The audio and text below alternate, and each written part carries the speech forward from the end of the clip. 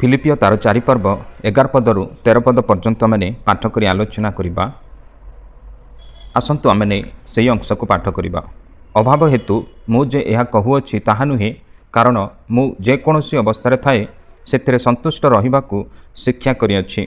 दीनता भोग करी जाने और प्रचुरता मध्य भोग करी जाने। सर्व अवस्था और सर्व विषय परितृप्त हेबारे बा क्षुदित रहिबारे, प्रचुरता भोग करिबारे कि बा अभावग्रस्त हेबारे मु शिक्षित होइछि। मोहर शक्तिदाता साहाय्य मु समस्त करिपारे। आसंतु आमने यही अंश को आलोचना करिबा।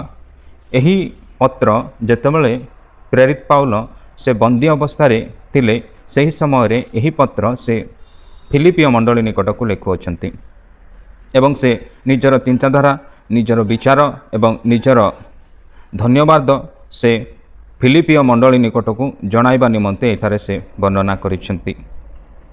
से कहिसेंती, अभाव हेतु मुझे यह कहूँगी ताहा नुहे, कारण मु जेकोसी अवस्था थाए से संतुष्ट रहा शिक्षा करिअछि।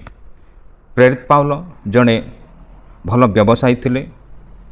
से व्यवसाय रे अनेक पैसा पाउथिले एवं ताकु मध्य से सेवा कार्य लगाउथिले, किंतु विभिन्न समय रे फिलिपियो मंडली